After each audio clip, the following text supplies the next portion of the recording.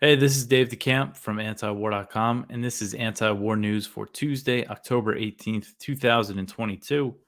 First story at the top of antiwar.com today. The Senate is looking to give Taiwan $10 billion in military aid. So, the Senate's version of the 2023 National Defense Authorization Act, the NDAA, that is the annual Pentagon spending bill, it will include $10 billion in military aid for Taiwan. This is according to a report from Defense News. The $10 billion would be given to Taiwan over 5 years in the form of foreign military financing, a State Department program that gives foreign governments money to purchase US weapons. So 10 billion over 5 years, that's 2 billion a year. That is a lot. It might not sound like much when we're talking about Ukraine, but 2 billion a year is a lot of military aid for the US to hand out each year. Under this arrangement, Taiwan would be able to use 300 million of the foreign military financing each year to purchase equipment from its own industrial base. So they would be able to use 300 million out of the 2 billion that they get each year to buy weapons made in Taiwan. And that privilege, when it comes to foreign military financing recipients, FMF, I'll use the abbreviation. Um, Israel is currently the only one that can use some of their FMF to purchase weapons that they make inside Israel. Other FMF recipients, they need to get waivers to use that money to purchase weapons that are not made by the US. So the 10 billion, it's a massive increase from the 4.5 billion that was initially proposed by Senators Bob Menendez and Lindsey Graham in a piece of legislation known as the Taiwan Policy Act. So I've been covering this bill, the Taiwan Policy Act, quite a bit because it's really a big deal.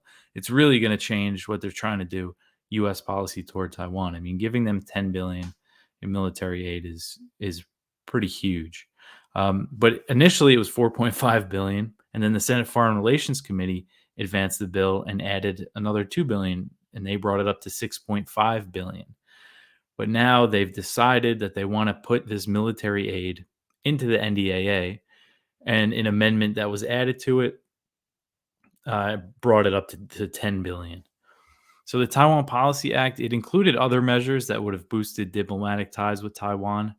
It would have required sanctions in the event of Chinese aggression toward the island, and it would give Taiwan the benefit of being a major non-NATO ally. But those aspects of the bill are not included in this NDAA amendment. So it's just the military aid that they're sneaking in here. And now the Senate is expected to vote on its version of the NDAA when Congress returns to Washington after the midterm elections in November. So once the Senate approves its version, then the House and the Senate negotiate the final version that will go to Biden's desk. And in that process, in that conference, amendments can be changed. So this 10 billion, I doubt that they're going to take it out completely. I think there's a lot of bipartisan support for giving Taiwan lots of military aid. It's possible they could lower it a bit, but I don't know. I mean, they're just so set on spending all this money on arming other countries. I mean, you just look at all the money that they're approving for Ukraine.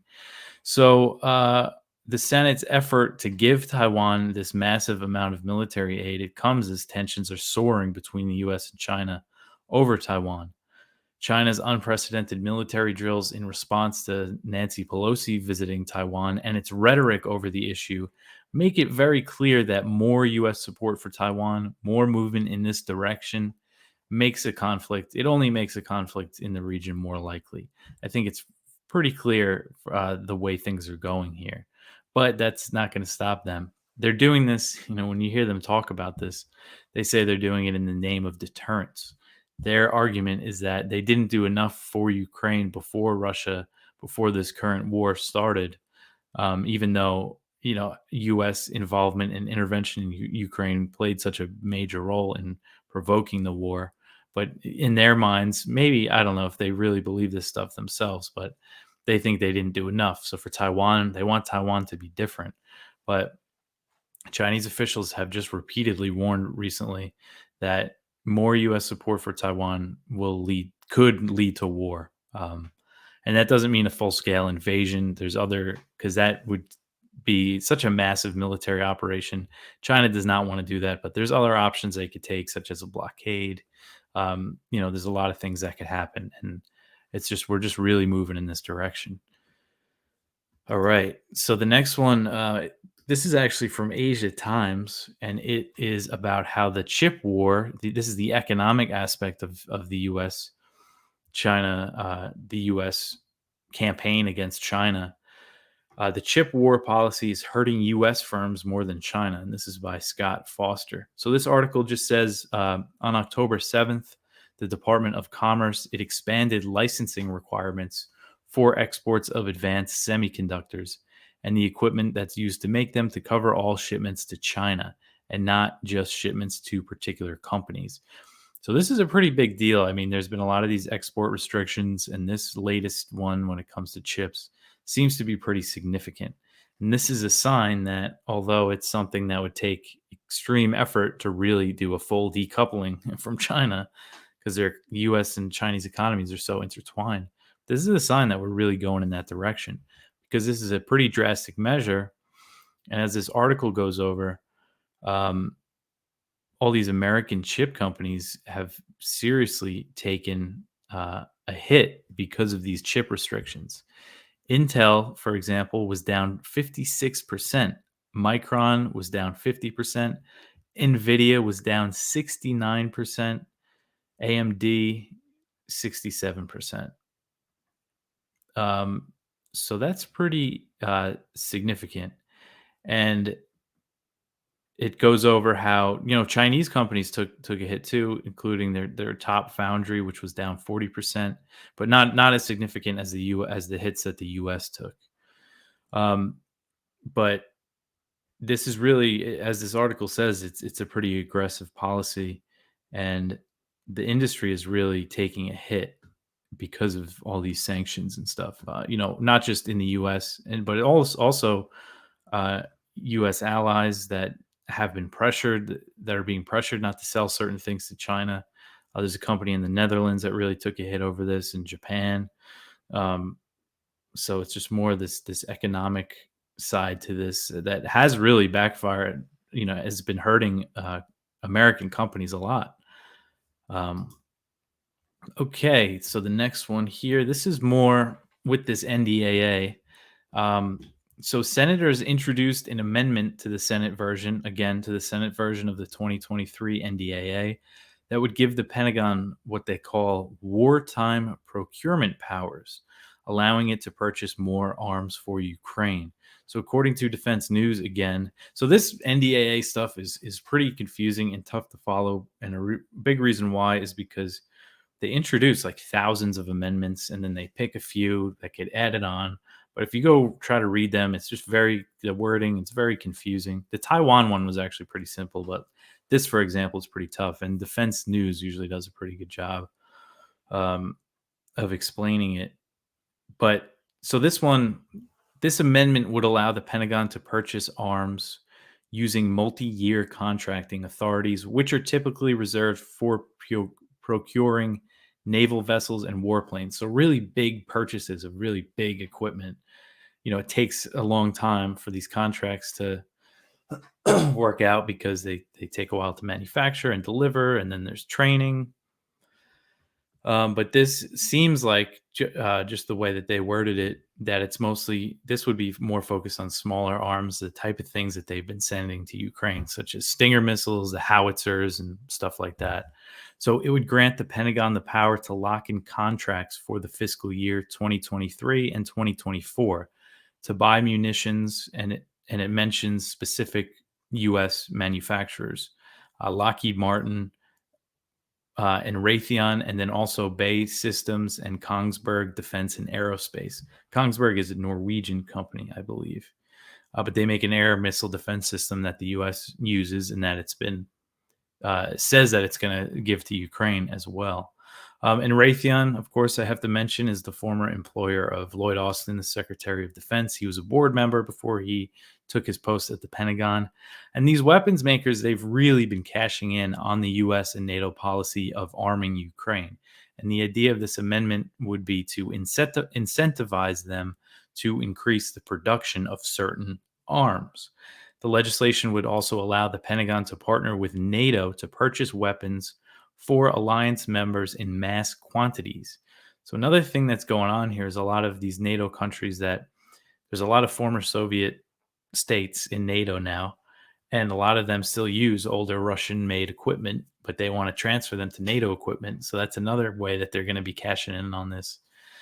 Um, and the amendment would also remove other bureaucratic barriers. It would allow the Pentagon to purchase weapons for Ukraine with non competitive contracts.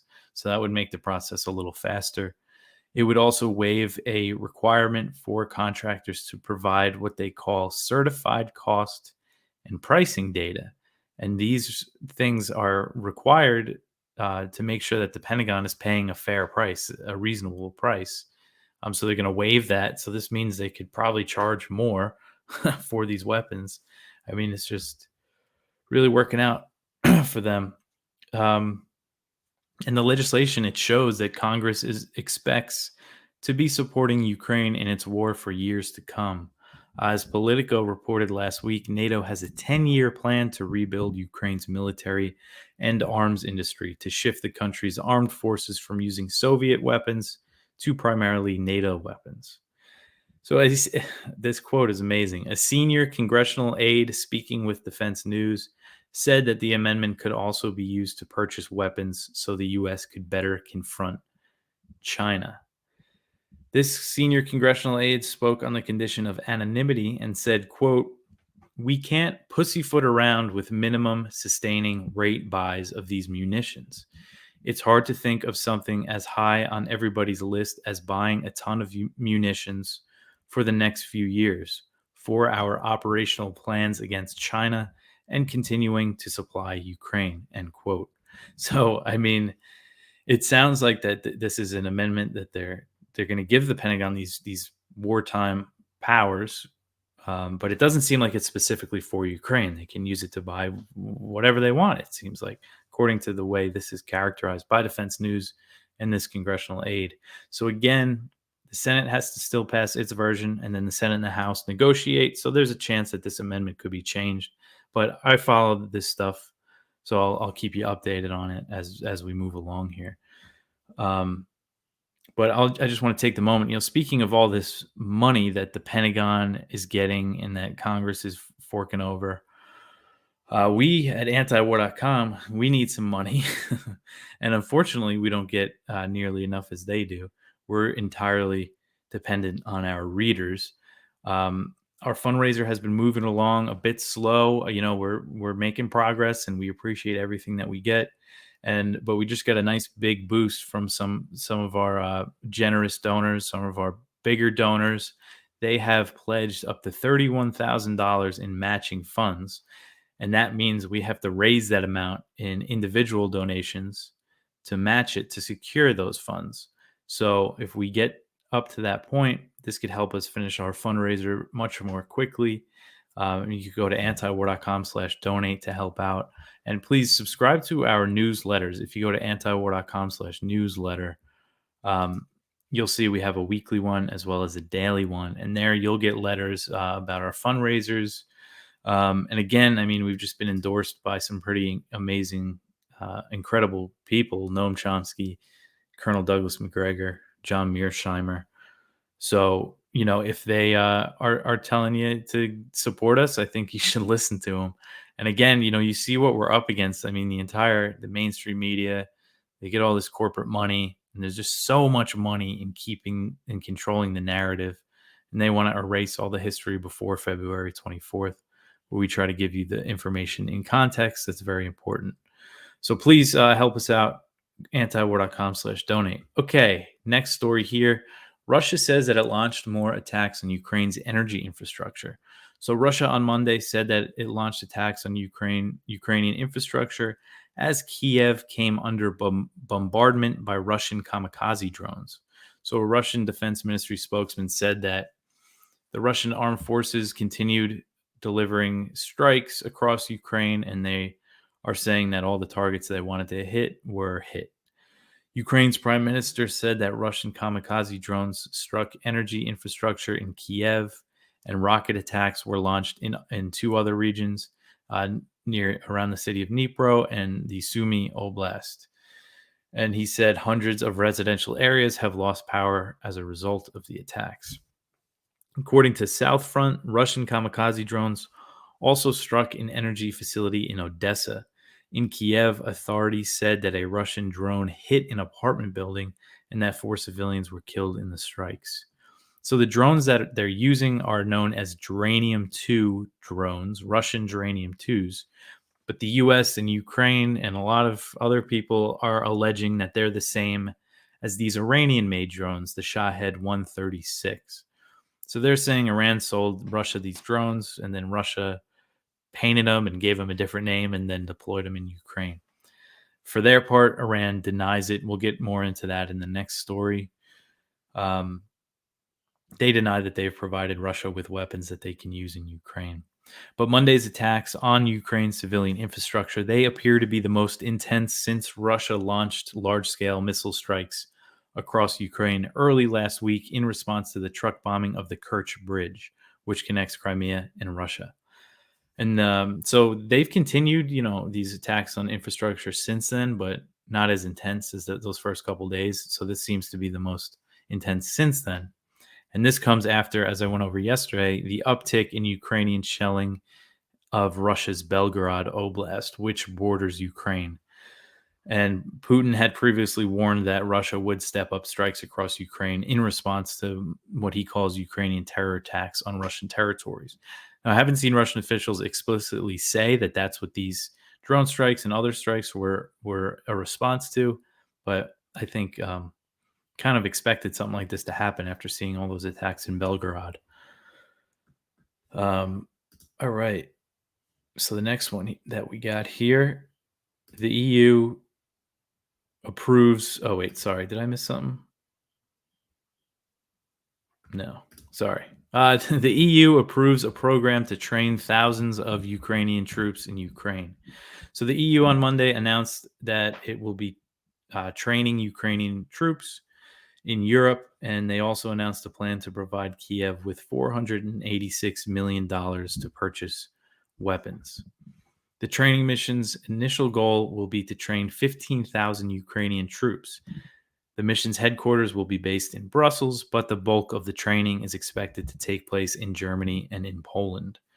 The training mission's budget is about $107 million and will be overseen by a French naval officer. So several EU member states and other NATO members that aren't EU members have already been training Ukrainian soldiers in Europe. But now the EU is going to be doing its own training mission. And the US and Britain have been training Ukrainian troops a lot. The US military has been training them in Germany and in other undisclosed locations in Europe on how to use US provided arms. Infantry training has been taking place in the UK, and other Western nations have aided in that effort, including Canada, New Zealand, and the Netherlands. The US and NATO began training Ukraine's military back in 2014, following the US-backed ousting of Viktor Yanukovych, the former Ukrainian president. And that sparked Russia taking Crimea and the separatists in the Donbass declaring independence from Kiev. So the U.S. withdrew its trainers from Ukraine shortly before Russia invaded on February 24th. We don't know if they withdrew all of them at that time, but some media outlets have reported that there is a presence of special operations forces from the U.S. and other NATO states in Ukraine since, now as the war has been going on. So back in April, the Times, this is the Times of London, they reported that British Special Air Service troops were in Kiev training Ukrainians on how to use UK-provided anti-tank weapons. And then in June, the New York Times reported that commandos from the UK, France, Canada, and Lithuania were inside Ukraine training and advising Ukrainian forces. And The Intercept very recently reported that there are U.S. Special Operations Forces in Ukraine. And to my knowledge, that's the first report that said that. It's not really a surprise, but I haven't seen it reported anywhere else. But that they didn't say what they were doing. It's kind of light on the details in that aspect. And CIA operatives are also on the ground in Ukraine, but again, we don't really know what they're doing. So you know, before the current war, when the Donbass war was going on from 2014 until February 24th, that version of the war, there was a report from Yahoo News earlier this year that revealed CIA paramilitary uh, forces were deployed to the front lines of the Donbass war to train Ukrainians. So, this has been going on for a long time. It's not like this is all new, but um, all right. So the next one we got here, Russia and Syria kill 20 in anti-ISIS operation. So Russia said this was a response to last week's bus bombing in Damascus, Syria, that killed a good amount, I believe 18 Syrian soldiers. So Syria and Russia, they launched 2 days of offensive in and around Dara, Syria. Um, and they said that around 20 fighters have been killed. They're saying that they are ISIS fighters. Um, and ISIS in Syria right now, there's really just remnants of them. They don't really have a stronghold anywhere in the country, kind of just in rural areas where they can, hold up. But it seems like a pretty big operation against them by Russia and Syria. Okay. So the next one, this is more about those Iranian drones. So the EU warns Iran of more sanctions over its alleged arms supplies for Russia. EU ministers on Monday agreed to sanction Iranian officials over their alleged roles in cracking down on protests inside Iran, and warned of more potential sanctions if they can prove that Iran has provided Russia with drones for its war effort. So again, Ukraine's capital came under attack by these Geranium 2 Russian drones that they're saying are actually Iranian. And so what's interesting about this, I mean, if you read AP, New York Times, all the Western media are just basically reporting it as fact that Russia is using Iranian drones, which they could be. I really don't know. I'm not sure. But I thought it was interesting because the EU is saying that they might sanction Iran over it if they can prove it, if they can find concrete evidence. So then they don't really know for sure. So Joseph Borrell, he is the EU's foreign policy chief. He said that EU ministers will discuss how to respond to the attacks and they're going to debate Iran's alleged role and what to do about it if they um, determine that they are helping Russia. And again, it's the EU, so who knows how honest of an investigation they'll put into it. But Burrell said, quote, "This is something that will be discussed and we will look for concrete evidence about the participation of Iran in the war," end quote. So Iran on Monday, they denied that they supplied Russia with drones that could be used in Ukraine. So the U.S. has been claiming this for a few months that Iran was selling Russia drones, and I also believe there was good sources on it. Comments from IRGC officials kind of hinting at it, but still, I mean, Iran is denying it. I think it's just good to point out. So Iran's foreign ministry spokesman said, quote, "The published news about Iran providing Russia with drones has political ambitions and it's circulated by Western sources. We have not provided weaponry to any side of the countries at war," end quote. And then the White House responded and accused Iran of lying. So the White House, the U.S. is just saying, yeah, they are, like, for sure Iranian drones. The White House press secretary, Karine Jean-Pierre, said that Iran is lying. So we'll see where that goes. But the last news story here, this is from Kyle Anzalone at the Libertarian Institute. The U.S. seeks to upgrade its ability to fight economic wars. So U.S. officials are meeting with their British counterparts this week to increase cooperation regarding sanctions enforcement against Moscow. And this meeting comes as the U.S. is struggling to get its Gulf partners to comply with its economic war on Russia. They've been struggling to get a lot of people to comply with it. But U.S. and British officials are meeting. They did meet on Monday to discuss this. They've been struggling trying to figure out a way to hurt Russia, as Russia is has been just making a lot more profit off selling oil and stuff like that since before the war. So they're kind of looking at ways to hurt them. And they still have this. It looks like the G7 are going to try to enforce this price cap on Russian oil come December. And I think that's going to be a disaster because I think Russia's just going to respond by cutting off more countries and potentially cutting oil production pretty significantly. That will really send prices, gas prices. We're really going to feel that if they do something significant in response to that. They're just not in the position to be pressuring um, Russia and these other countries on this issue, but they're going to keep trying, even though it's going to hurt Americans and Europeans. But that's it for the news. We have a lot of good viewpoints as always. There's a really good one that's at Responsible Statecraft from Jack Matlock, who was the U.S. ambassador to the Soviet Union from 1987 to 1991. And it's titled "Why the U.S. Must Press for a Ceasefire in Ukraine." And, this is a common thing. You see U.S. people that have worked as diplomats during the Cold War are really outspoken against the current madness that's going on today, the lack of dialogue with Russia when we're at the highest risk of nuclear Armageddon than at any time since the Cuban Missile Crisis. That's how the president put it, at least. So that's pretty concerning. But that's it for today. Again, please help us with our fundraiser, antiwar.com/donate. Oh, and the show. So we have the video on YouTube, Odyssey, and we're on Rumble now. I just added it to Rumble. So if you like watching videos there, you could go check it out. And then audio, of course, you could download the podcast wherever you listen to podcasts. But yeah, that's it. I'll be back tomorrow with some more news. Thank you for listening.